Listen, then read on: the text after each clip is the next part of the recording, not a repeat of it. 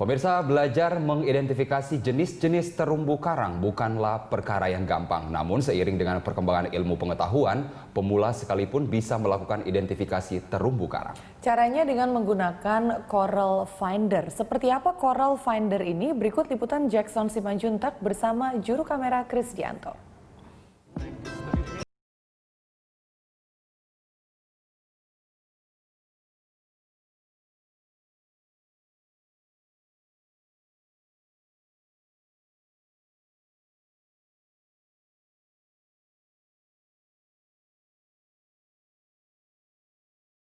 Taman Nasional Laut Kepulauan Seribu merupakan salah satu kawasan pelestarian alam bahari di Indonesia yang terletak sekitar 45 km sebelah utara Jakarta. Terletak di bagian dari Jakarta, menjadikannya begitu strategis. Taman Nasional Laut Kepulauan Seribu seluas 107.489 hektar ditetapkan berdasarkan keputusan Menteri Kehutanan pada tahun 2002. Salah satu dasar pembentukannya adalah keragaman ekosistem terumbu karang. Secara umum, perairan di Taman Nasional Laut Kepulauan Seribu memiliki ekosistem terumbu karang dalam kondisi baik. Hasil pengamatan tahun 2009 yang dilakukan di 36 pulau dari 78 pulau yang ada menunjukkan rata-rata tutupan karang keras mencapai 34,3%.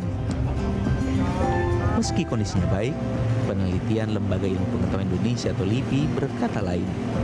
Hingga akhir 2012, LIPI mencatat sekitar 30,4% terumbu karang Indonesia berada dalam kondisi rusak. Bisa jadi kawasan Taman Nasional Laut Kepulauan Seribu salah satunya.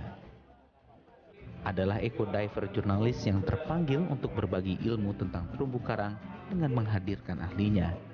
Identifikasi terumbu karang menjadi penting untuk membuktikan keanekaragaman dan tingkat kualitas suatu perairan.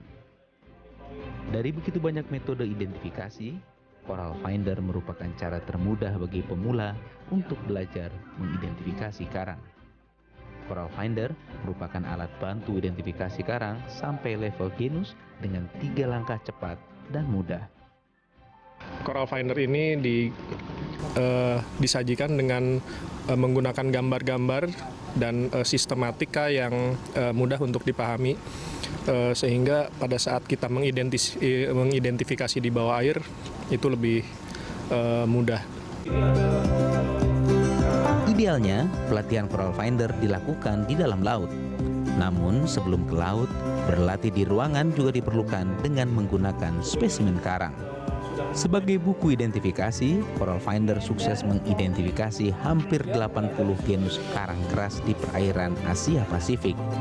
Untuk mempermudah kerja di bawah air, buku itu dilengkapi foto-foto genus karang yang disusun secara sistematis.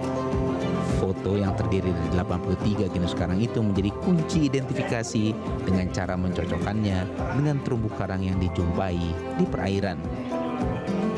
Identifikasi genus karang diperlukan agar monitoring terumbu karang menjadi lebih mudah. Selain itu juga diperlukan untuk melihat penyakit karang. Kondisi itu menjadi indikator untuk menggambarkan aksi tindak lanjut yang akan diperlukan. Sepertinya memang kurang begitu beragam, tetapi saya melihat ada beberapa juvenil karang yang mulai bermunculan dan tumbuh gitu ya. Jadi saya pikir memang ada peluang untuk recovery.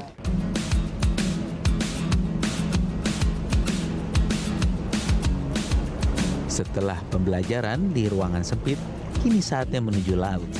Peserta yang dibagi dalam beberapa kelompok akan mengidentifikasi aneka jenis karang yang ada di perairan Taman Nasional Laut Kepulauan Seribu. Untuk memulai identifikasi, para pengamat harus menentukan bentuk hidup karangnya. Apakah bercabang atau branching, berbentuk tak tentu, dikenal sebagai minder atau padat, tipis, dan mengerat.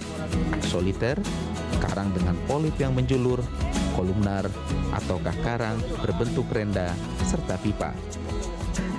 Meski kelihatannya mudah, mengidentifikasi jenis karang di lingkungan aslinya membutuhkan skill menyelam yang memadai. Selain itu, diperlukan kehati-hatian dan kejelian dalam menentukan jenis karang. Pertama kali saya melihatnya ada kesulitan dari teman-teman juga ya, tidak semuanya punya skill yang memadai.